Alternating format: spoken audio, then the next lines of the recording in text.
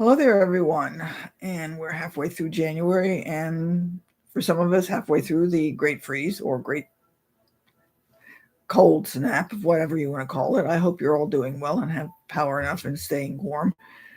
I'm not looking forward to this weekend because it's going to get worse from what I understand. But anyway, moving right along, because I know some of you actually enjoy it. I don't happen to be, but I've mentioned that before. Anyway, um, I do welcome you here, especially if you're new, but I wanted to talk to you today about a comment that I've heard from a lot of people. So when they're talking about goals and they're saying that they don't have time to do things because certain things just take so long. I just don't have the time to do it. I'm going to want to discuss that because I'm not sure that that's totally true all the time.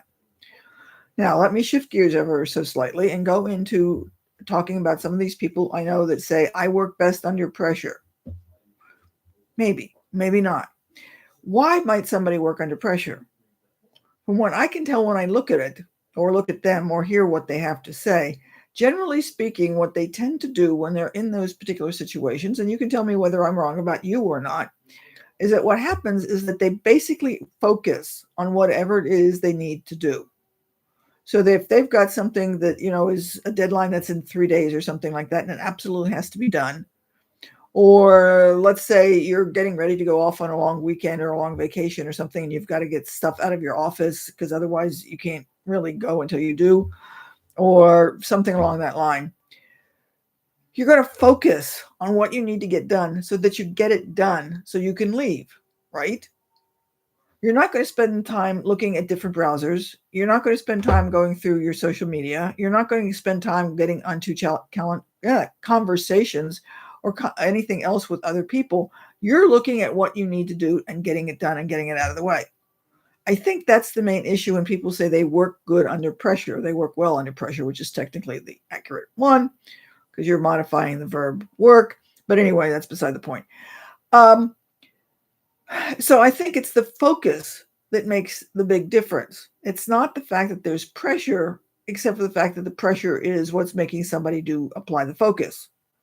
What if, perhaps, could be, you just decided to apply that focus when you didn't have the pressure? And you're going to say, well, but things just take so long. And it's, well, yes, no, maybe. Let's take a look at this again. As I said before, if you've got so many things to do before you leave the office so you can go on vacation, what if you, let's just say, for the sake of argument, go with me. It's not going to be this way, but just go with the example here. If your morning routine takes 2 hours and you get up one morning and for some reason something goes wrong, or you drop a dozen eggs on the floor, the coffee pot doesn't work, something leaks, whatever, and you end up having to clean up something and all you've got is an hour. When you're, again, under that pressure, you focus on what you need to do and you get out of the house on time frequently, or at least within a couple of minutes, right? If you think about those times when you haven't had a chance to do a lot, what you're doing most likely, and think about this, but I'd be willing to bet that this is what you're doing, is you're getting rid of those extraneous things that you don't need to do, and you're focusing on that which you want to get done. Because this is what happens, I think, when we have regular, quote, tasks. If you've got 3 weeks to write a paper, you're sitting down, you're looking at social media, you're semi-watching the television, you're kind of got an eye on the kids, you're doing something, wishing you were outside or whatever. And most of that time, your mind is on other things other than what you're trying to do. And that's where the time comes in many cases. So I'm challenging you to think in terms that when you're actually focused on a particular topic and get rid of the outside extraneous details, you can get things done a lot faster than you think you can. Yes, there's going to be certain things that you can't push. I don't know why, but when I was thinking about this today, making bread came to mind, because you can't really push bread so far because you've got to let it rise and all of that, assuming, of course, you're making yeast bread. But therein lies the whole point. If I'm talking about making yeast bread, there's certain things that you cannot cut out. However, if you want the idea of making bread, you don't have to make yeast bread. You can do something else instead.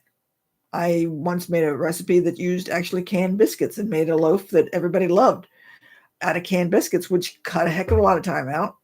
And they didn't matter that it wasn't yeast bread anyway. So where I'm trying to come from with this is that many things do have a certain amount of time that they have to take. But if you take a look at certain things, maybe you can find other ways to go around doing it that don't take that long.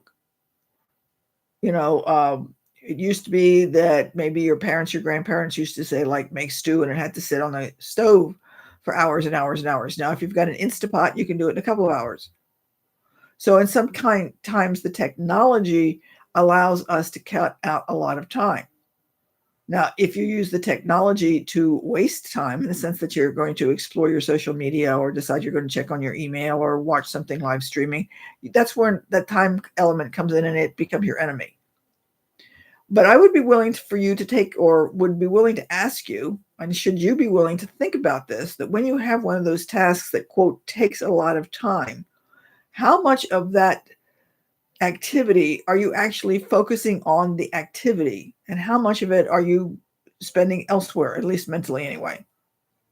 So maybe you've got that paper to write or that report to write. Are you thinking about what you'd like to do instead? Are you deciding to clean out your desk? Are you deciding to go down and get a cup of coffee and you start chatting with somebody down there over a donut or some such thing like that? How much of that time is actually spent focused on the task? You could get a report. Let's just say you've got a report to write, or you've got something that you have to do, and you basically say, I'm going to get this done in 30 minits. If you focus on it, the odds are you can probably get it done in 30 minutes, assuming, of course, it is not a 12-page paper with 47 different references. But I think you get what I mean here. So that what I'm going to have you or ask you to do and to think about at least is that if you've got a task that you need to do to achieve some of your goals, I need to work out more. Okay, what is it that you mean by working out? And are you thinking in terms of something that's going to take an hour at a time and you don't have an hour? Is there something you can do that's going to take 15 or 20 minutes that you can do at home, watching something on a video or some such thing like that? Is there an alternative way that you can do whatever it is that you need to do that can be done effectively, like working out and doing some kind of video? Because there's lots of videos on the computer these days that you can download. You know, they've got chair yoga, they've got exercises for people who can't get up and do some of the movements that you would do normally at a gym, or they've got body weight kinds of exercises. Now, maybe they're not great and totally wonderful for your particular goal, but they may be better than nothing at that particular moment in time. So let's just say, okay, I talked about the weather earlier, and let's just say, make it even, you're like in Buffalo when it was snowing and everything was coming down. Probably not going to go to the gym. Maybe that's the time to be home and watch a chair video and do something, because then you're at least doing something that keeps you moving, so that when you do get the weather that's going to allow you to go to the gym, you're not exactly picking up from square one again. The idea is to keep moving. It doesn't mean you have to do your whole entire perfect routine all the time. I would be willing to bet that even fitness people who are, they get paid for this and they do it, have days in which they don't do the whole routine. If you know somebody like that, maybe you do have a fitness coach, ask them what they do when they can't do it. Does this make sense? So what you're trying to do is basically take that goal, figure out some things that you need to do to work on that goal, and focus on those things. Maybe create a list of little things that you can do to keep you moving in that direction when you can't do the whole thing. Again, let's taking fitness. When you can't go to the gym, what can you do at home instead? If you want to read a particular book because you've got that assignment or some such thing like that, can you at least do 2 pages today, even though you're not going to be able to read 30 minutes? Because 2 pages a day will add up, so that if you can't do, say, 30 pages for a week, if you do 2 pages a day, at least you've got half of that 14 pages. You maybe make it to 15. You've got half of that by the time you open the book the next time. Instead of looking at it and saying, oh, gee, I've got 30 pages. I'm never going to get it done. Even those little things will add up so that you're not starting off from square zero. Okay? I hope that makes sense. So I'm going to ask you to take a look at what you're doing when you try and make these goals, and see if there's a list of things that you can create that just keeps you focused on that one goal. Something that you can do, that you can check off, again, using the habit tracker perhaps, and saying, okay, I got this done today, and keep it working. Now, if you miss a day, okay, you miss a day. But the key is to get back on track, not to go for weeks at a time without doing it. Okay? I hope this was helpful. If it was, let me know. Share it if you think it would be helpful for somebody else, and just stay in touch and let me know what you think about it. I would really appreciate your feedback. So we'll chat with you later. Bye.